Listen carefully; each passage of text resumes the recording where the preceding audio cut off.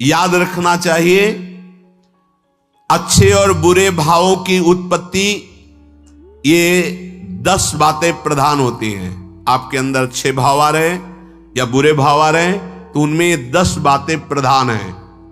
पहला, स्थान।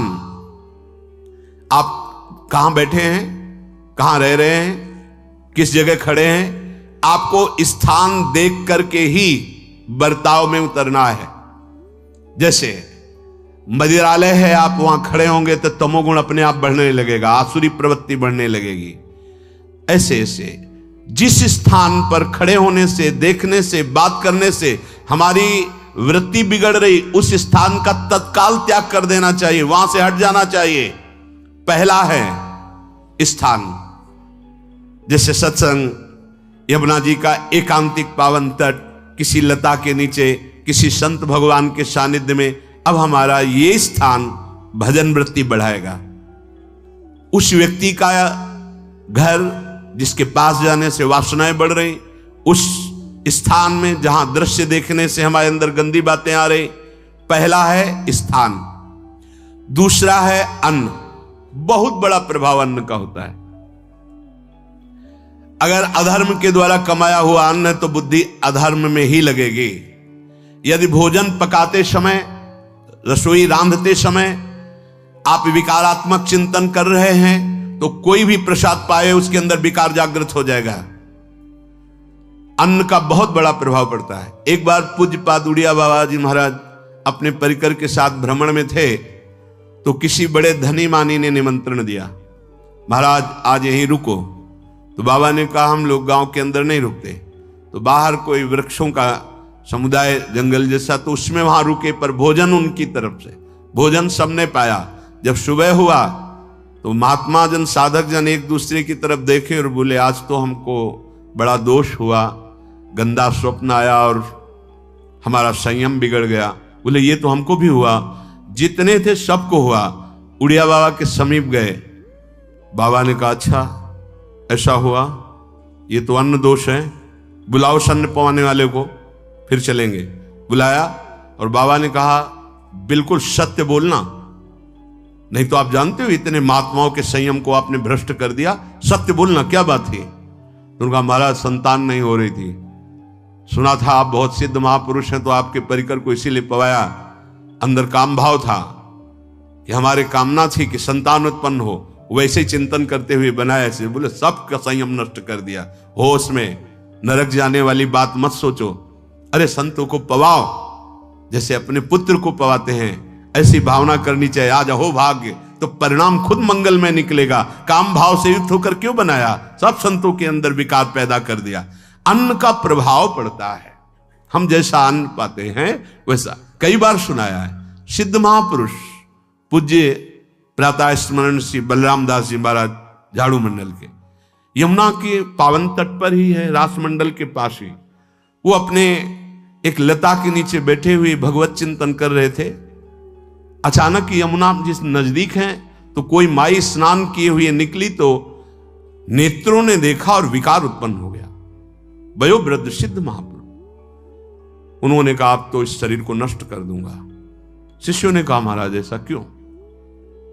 बोले किसी माता के शरीर को देखकर हमारे अंदर विकार क्यों आ गया? ऐसा नहीं, आज तक कभी नहीं हुआ, ऐसा क्यों हुआ? उनका महाराज आपस में सब शिष्यों ने कि कुछ ना कुछ तो खान पान में गड़बड़ी हो गई तभी ऐसा हुआ।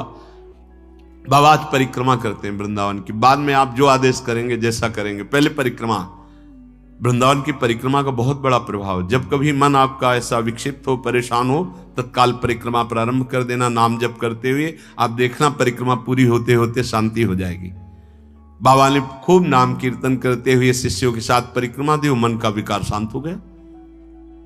उनका ऐसा कैसे हो सकता है कि हमारे अंदर विकार आ गया?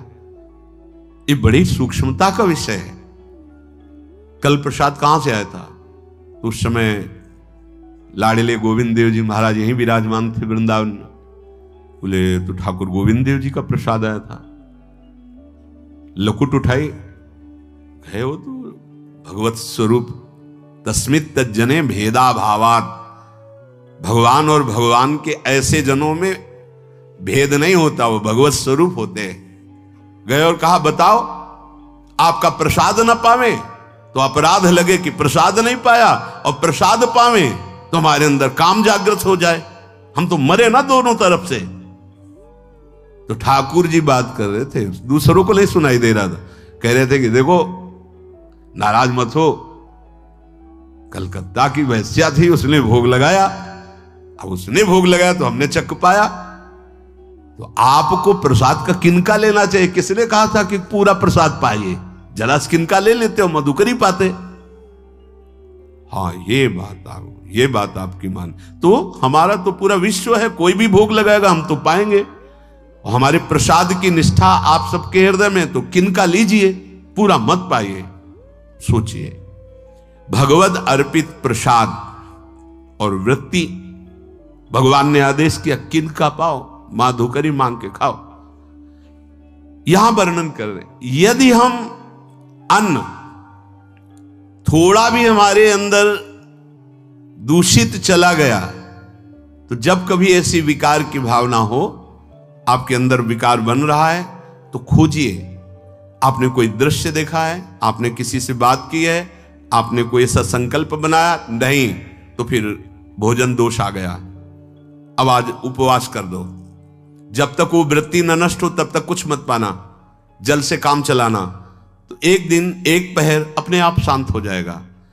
अगर बहुत विकलता हो रही तो नाम कीर्तन शुरू कर दो, भोजन मत पाना, नाम कीर्तन शुरू, बिल्कुल शांति मिल जाएगी, बिल्कुल। और ये तो उदाहरण महापुरुष इसलिए देते कि हम सावधान रहें। हमारे अच्छे भाव या बुरे भाव में ये 10 बातें बहुत प्रभाव डालती हैं। पहला स्थान, दूसरा अन्न, और तीसरा जल।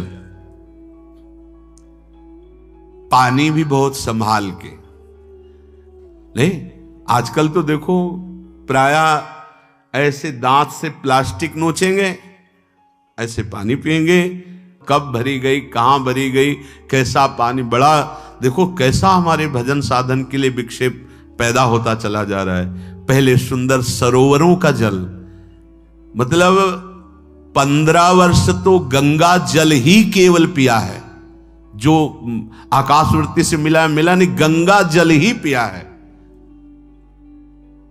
कुआं का जल, फिर आया हैंडपैप का जल, अपवित्र होने लगा।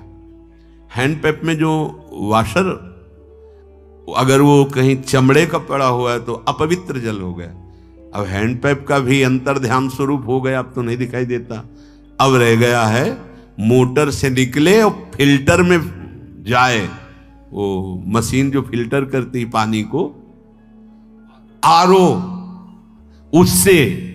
अब वो जिनके पास है तो है, नहीं तो परिक्रमा लगाया हो, आपको पानी पीने को नहीं मिलेगा। देखो कैसा समय आ गया। भोजन, पहले कोई दगाबाजी भोजन में तो नहीं करता था। गांव में जब जिसके यहां दूध बेचा जाता था ना, उसको बहुत लघु दृष्टि से देखा है, गाय माए एक बराबर होती है, ये दूध बेचता है। 10-5 किलो मठा तो आप ऐसे मांग के ले सकते थे, अगर अड़ोस पड़ोस में वो मठा मिल जाएगा। जब कोई उत्सव होता, फ्री दूध 100, 200, 500 किलो पूरे गांव के सब दे देते, कोई ऐसे बेचता था। अब दूध नहीं, जब बूढ़े लोग बैठते थे कहते थे पानी बिकेगा आगे चल के। आज पानी बिक रहा है, नहीं बिक रहा, पानी बिक रहा है। हमें लगता है सबको ही पैसे से ही पानी है, वो बोतलें नीली नीली नहीं, इतनी बड़ी बड़ी बिकती, उन्हीं से पानी पिया जा रहा है। आगे और समय जल का प्रभाव पड़ता है। जैसे हम गंगा जल पीते थे, सही कहते हैं, कई कई दिन जब भोजन नहीं मिलता तो पूरी पौष्टिकता गंगा जल से मिलती थी। गंगा माता के जल से ऐसा लगता था मानो हम परम पावन अमृत पान कर रहे हैं, सारी पौष्टिकता मिलती थी। कुएं का जल अपने आप में पौष्टिकता से युक्त होता है, जो हमें चाहिए। आज देखो जल की समस्या हो गई, पवित्र जल पीने के लिए हम तरस रहे। कहां है जल और कैसे मिलेगा जल? या तो आप पैसे वाले हो तो आप खरीद करके पीजिए, नहीं तो अब वो जल नहीं रह गया कि कुएं से निकाला पी लिया या सरोवर से पी लिया, या कैसा दुर्भाग्य है। जल का बहुत बड़ा योग है साधना में। जैसे स्थान का तो परम पावन वृंदावन धाम, अन्न का तो अब हम भगवत प्रसाद पाते हैं, तो जल का बहुत बड़ा योग है। आज दूषित होता चला जा रहा है, क्योंकि अब हाथ की बात नहीं रह गई है कि आप सुंदर कुआं से जल लें या सरोवर से जल लें या आप नदी से जल लें।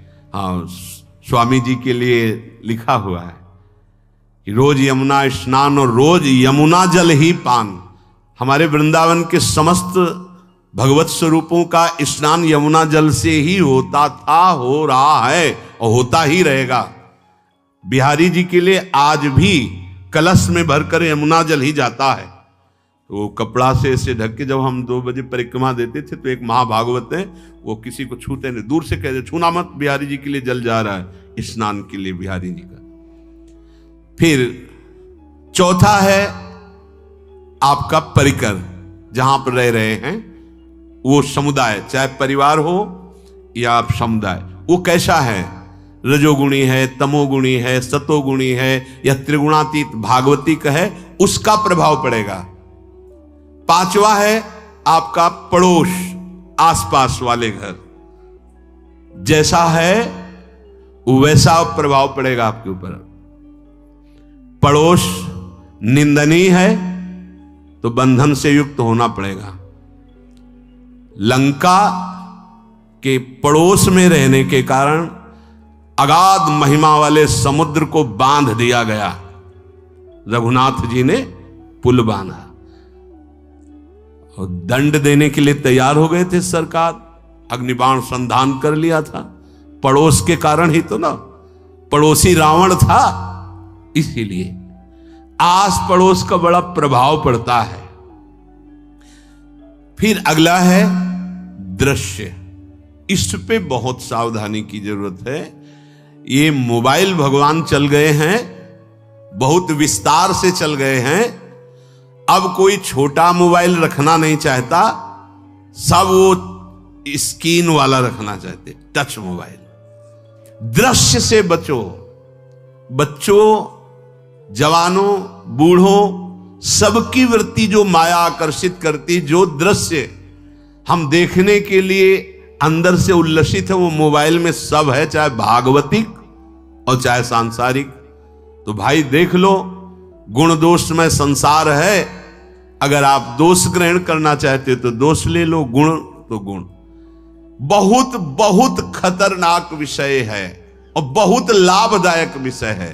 किसी संत की वाणी एक बार समझ में नहीं आई, अगर हम 10 बार सुने तो समझ में आ जाएगी, ये लाभदायक है।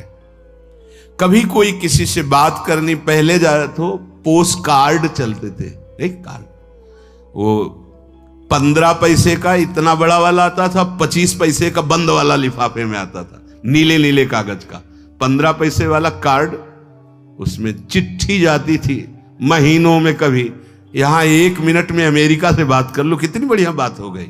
उसका दुरुपयोग ना करो। अब हमारी इतनी चंचल वृत्ति है कि दुरुपयोग करने के लिए उत्साह बढ़ जाता है। बोले अब सब काम हो गया है, अब एकांत सेवन कर रहे हैं, अंदर से सिटकिनी बंद और मोबाइल भगवान का संग शुरू।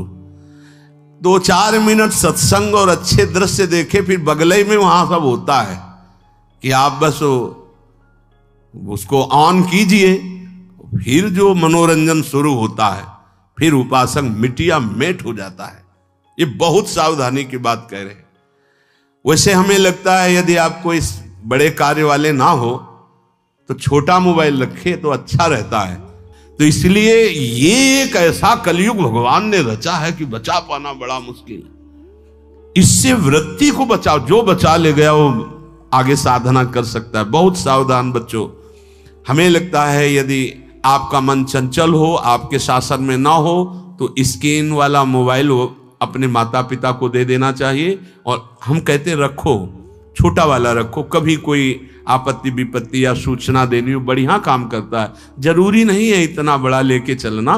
हाँ, अगर आपको बहुत राजकीय विभाग के कार्य हैं तो बात अलग है कि कौन सी सामान कहाँ कैसे, तो वहां से वीडियो भेज रहा है, वो चेक कर रहा है, यस हाँ ठीक है अब चलाओ।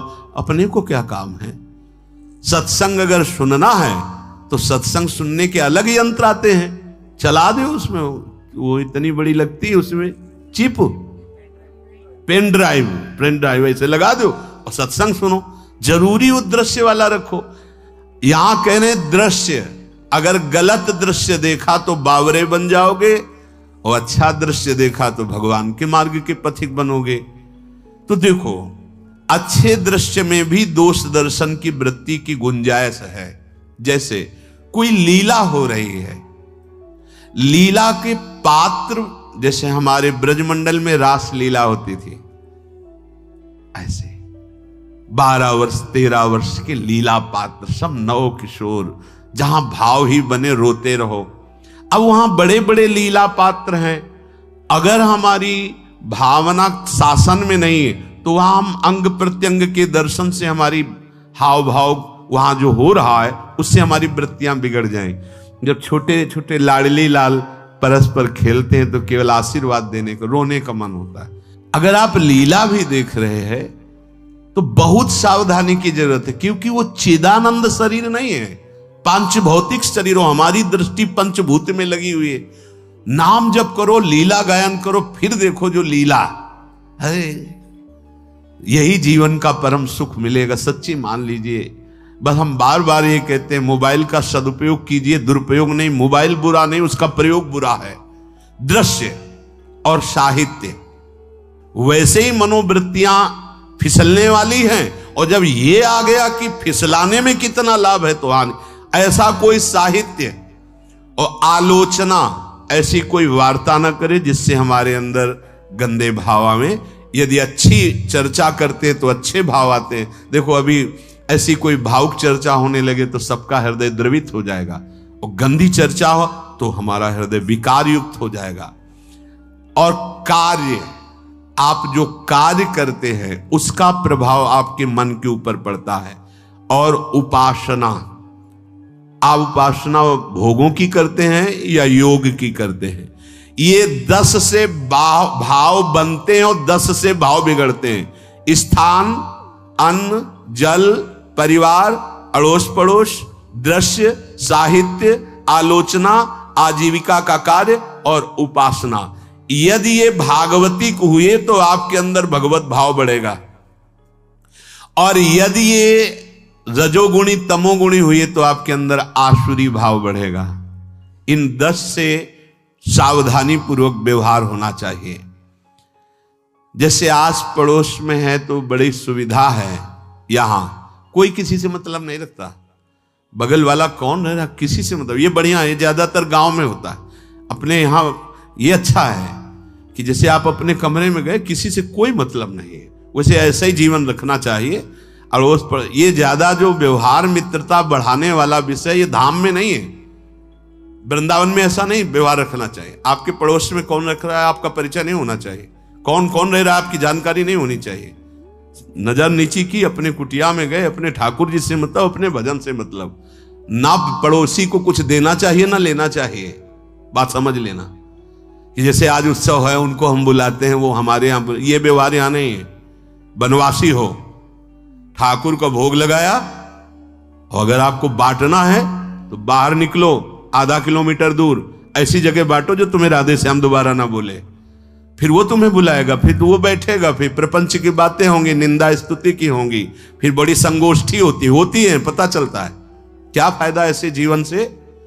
आप बनवासी हो, समय एकांत में दीजिए, अपनी कुटिया में बैठिए, नाम जप कीजिए, निकलिए, सत्संग सुनिए, ठाकुर दर्शन कीजिए, परिक्रमा कीजिए, फिर अपनी कुटिया में। ज्यादा व्यवहार में नहीं उतरना चाहिए, ये बनवास है, वृंदावनवास। सत्संग का सेवन, रजोगुण तमोगुण का त्याग, तो दुष्संग से आप बच जाएंगे।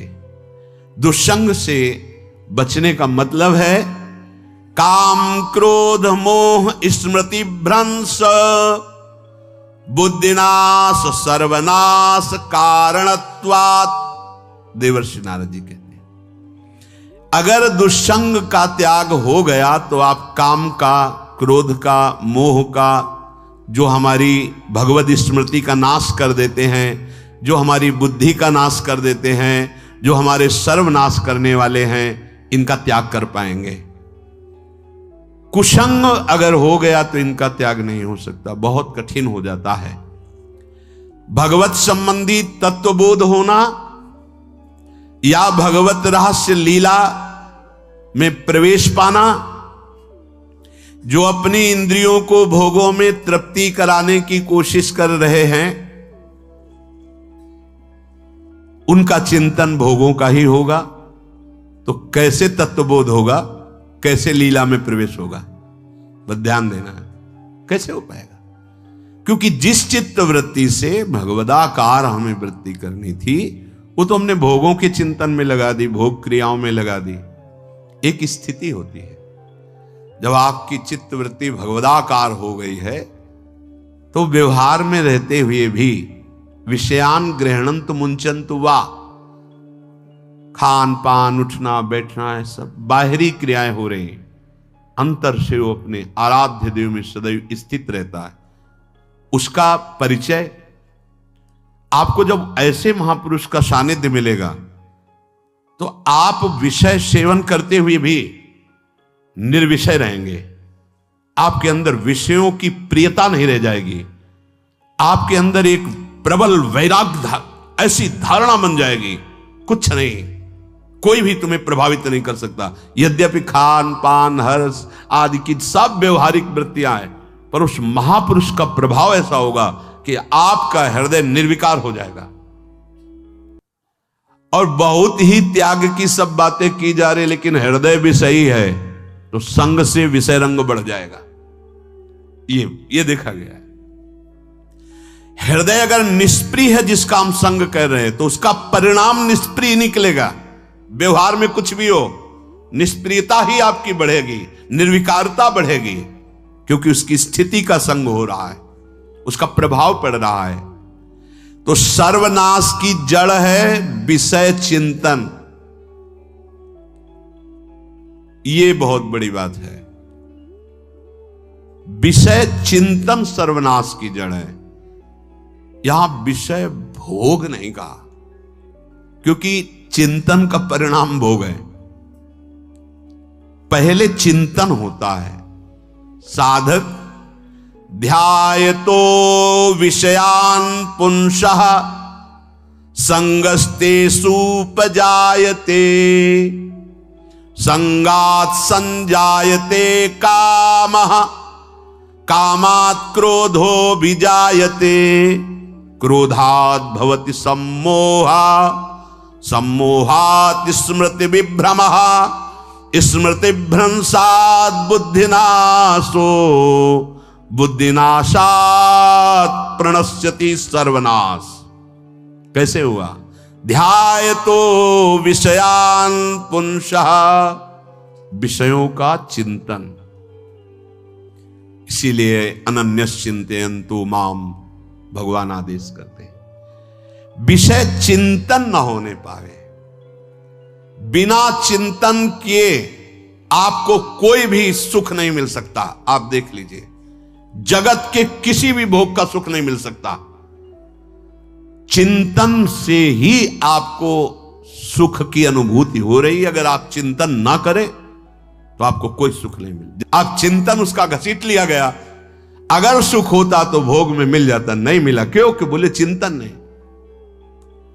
किसी को किसी गाढ़ विषय के चिंतन में फंसा दे, फिर उसके सामने भोजन रखे, खीर में नमक डाल दे, सब्जी में चीनी डाल दे और गाढ़ विषय में फंसा दे। तुम्हारा लड़का जो अकेला था, वो ऐसा ऐसा दुर्घटना हो गई, वो अस्पताल में, अब जल्दी से भोजन पाओ और निर्णय बताओ। वो बिल्कुल नहीं बता पाएगा कि खीर में नमक था, सब्जी में चीनी थी। उसका चिंतन वहां फंस गया। अगर ऐसे चिंतन हमारा प्रियाजू में फंस जाए तो संसार के सब क्रियाएं होते हुए भी वो परमहंस है, वो विदेह है। चिंतन, हम लोग चिंतन में चूक कर देते हैं तो फिर क्रियाओं में हमको बंधना पड़ता है। नहीं, सच्ची मानिए, कोई भी क्रिया उसे बांध नहीं सकती। तो क्या जिनका भगवत चिंतन होता है वो असत क्रियाएं भी करते हैं क्या? तो बोले जब चिंतन ही नहीं तो असत क्रियाएं कैसे हो सकती है? पहले क्रिया के असत चिंतन होता है। आप देखना, कोई भी कार्य पहले चिंतन होता है, इसीलिए यहां कह रहे हैं ध्यायतो विषयान पुंसा संगस्तेषु उपजायते। पहले सबसे पहले विषय का चिंतन होता है। अगर विषय का चिंतन ना होने पावे तो आपको कोई फंसा ही नहीं सकता भोग, कोई भी भोग नहीं फंसा सकता। जहां विषयों का चिंतन हुआ तो संग की प्राप्ति, विषय भोग की प्रबल इच्छा, प्रबल आसक्ति, और वो जो चिंतन हुआ था वही आपको सुख दे रहा है। वही, वहां सुख नहीं है, आपके चिंतन का वहां सुख। जैसा चिंतन, अगर आपका चिंतन विक्षिप्त कर दिया जाए, एकाग्र ना होने पाओ, तो किसी में आपको सुख नहीं मिलेगा पक्का। अगर वही चिंतन सावई मना कृष्ण पदार विंदे हो तो कोई सुख है। गोपी जनों के पति भी हैं, पुत्र भी हैं, पूरे परिवार की सेवा करती है, और बड़े बड़े परमहंस उनकी चरण रज वंदना करते हैं। क्यों? क्योंकि उनका चिंतन भगवान का हो रहा है। एक भी वृत्ति शरीर चिंतन में नहीं, बलिहारी है। मुरारी पादार्पित चित्त वृत्ति। विषयों के चिंतन से विषयों में आसक्ति पैदा होती है। आसक्ति से विषय कामना की प्रबलता और क्रिया होती है, और क्रिया में बाधा पड़ने से क्रोध पैदा होता है। क्रोध से मूढ़ता छाती है, मूढ़ता से स्मृति भ्रमित हो जाती है, स्मृति भ्रंश से बुद्धिनाश होता है, और बुद्धिनाश ही सर्वनाश है। इसलिए चित्त का निरंतर अधिक समय तक सावधानी पूर्वक भगवन नाम में, भगवत लीला में, आप सब भगवत कृपा पात्र जन हैं, चिंतन न बिगड़ने पावे। होता क्या है कि क्रिया से तो हम सावधान हैं, समाज है, क्रिया से तो हम सावधान हैं क्योंकि समाज भी है, व्यवहार भी है सामने, लेकिन चिंतन तो कोई नहीं जान रहा ना, अंदर ही अंदर हम क्या चिंतन कर रहे हैं। तो साधक चूक कर बैठता है। देखो, बाहर चूक होगी तो उसका प्रायश्चित हो ही जाएगा, चार लोग निंदा करेंगे, पिटोगे, अपमानित होगे, प्रायश्चित। लेकिन अंदर जो हमारा गलत चिंतन हो रहा, पूरा का पूरा अंदर हृदय मलिन कर देगा। हमें उस बात का प्रायश्चित भी नहीं होगा, हमें जलन भी नहीं होगी कि हम गलत चिंतन कर रहे हैं, क्योंकि सावधान नहीं है। खास बात साधना में चिंतन संभालने की है।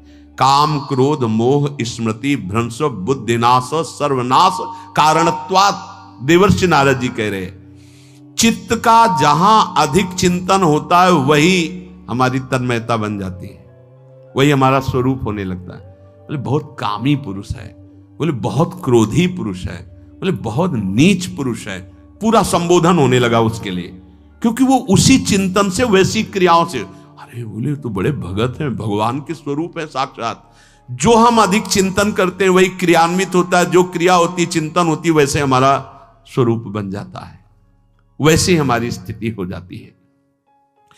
सांसारिक विषयों और विषयी पुरुषों का शरीर संग, वाणी संग, मन के द्वारा संग, ये आपके अंदर विषय चिंतन बढ़ा देगा, विषय क्रियाओं में लगा देगा। इसलिए बहुत सावधान। विषय में कोई ताकत नहीं है, विषयासक्ति दुर्गति कर देती है। एक बार देवर्षि नारद जी जनक जी से कहा कि आप विदेह राज कैसे हैं, पत्नी भी है, परिवार भी है, सब वैभव भी है, वो आप एक राजा होते हुए विदेह राज। उनका आज विश्राम कीजिए, कल सुबह चर्चा करेंगे। तो रात्रि में अपने शयन गृह में देवर्षि नारद जी को शयन कराया और अपनी अर्धांगिनी से कहा कि आप जाकर शयन कीजिए देवर्षि नारद जी के साथ, जो आज्ञा। अब वहां देवर्षि नारद जी के समीप जब नारद जी ने देखा कोई स्त्री, तो शकिल गए और शकिल गए। वो आज्ञा जैसी हुई थी, जब दीवाल मिली तो दीवाल की तरफ मुंह करके लेटे रहे। अर्धरात्रि में उठी और चली गई। देवर्षि नारद जी सुबह गए और कहा कि ये क्या मजाक था आपका, यदि आपको ऐसा ही व्यवहार करना था तो आप हमसे कह देते तो हम बाहर जाकर शयन करते, आपने ऐसा क्यों किया। क्या हुआ महाराज? जब हम वहां शयन कर रहे थे, कुछ रात्रि व्यतीत होने पर आपकी अर्धांगिनी आई और लेट गई सैया पे। उनको पता नहीं कि एक देव ऋषि के साथ ऐसा व्यवहार नहीं कर। फिर क्या हुआ महाराज? फिर हम और खेलते गए, फिर दीवाल मिली तो उधर मुंह करके फिर सो गए। तो तुमने स्त्री को दीवाल नहीं समझा, दीवाल को दीवाल समझा। यही आप में और हम में फर्क है। आपके लिए जैसे दीवाल निश्चिंतता का कारण है, ऐसे ही हमारे लिए स्त्री होते हुए भी वो दीवाल की तरह ही है, किंचन मात्र विकार उत्पन्न नहीं कर सकती। यही अंतर है। इसी बात से हमको विदेहराज कहते हैं। ये स्थिति अब कह दे स्त्री शरीर और दीवाल में क्या ज्ञान की विशेषता? वो जड़ है और चैतन्य नहीं। ये शरीर भी जड़ है, चैतन्य आत्म तत्व है। पंचभूतों से दीवाल बनी है। अग्नि तत्व से ईंट पकाई गई है, पृथ्वी तत्व तो है ही। पृथ्वी तत्व में जल मिलाकर उसको आकार दिया गया है। वायु तत्व ने उसे सुखाया है, अग्नि तत्व ने पकाया है, और शब्द आकाश तत्व है। 5 भूतों से वो बना, 5 भूतों से बना है। सच्चा ज्ञान ये कि इसमें और दीवाल में कोई अंतर नहीं। चैतन्य घन आत्म तत्व के कारण ये चलता फिरता नजर आता है, और वो खड़ा स्थायी जड़ दिखाई दे रहा है। इसमें भी भगवान है, उसमें भी भगवान है। इसमें भी पंचभूत है, उसमें भी पंचभूत है। नरसिंह भगवान खंबे से प्रकट हुए थे, बस केवल अज्ञान के कारण जड़ चैतन्य का भेद है। तब समझ में आया। ये जो हमारे अंदर भोगों की आसक्ति है, यही कामना प्रकट करती है, यही पाप प्रकट करती है, यही हृदय को मलिन कर। इसलिए हम अपने चिंतन को संभालें। चित्त चोर के चरणारविंद का चिंतन करें, निरंतर नाम जप करें, भगवद आश्रित रहें। प्रभु अपने भक्तों की रक्षा करते हैं, जैसे मां अपने बच्चे की। करूं सदा तिनके रखवारी, जिम बालक राखे महतारी। राधा राधा राधा शेष जागे। श्री राधा वल्लभ लाल की।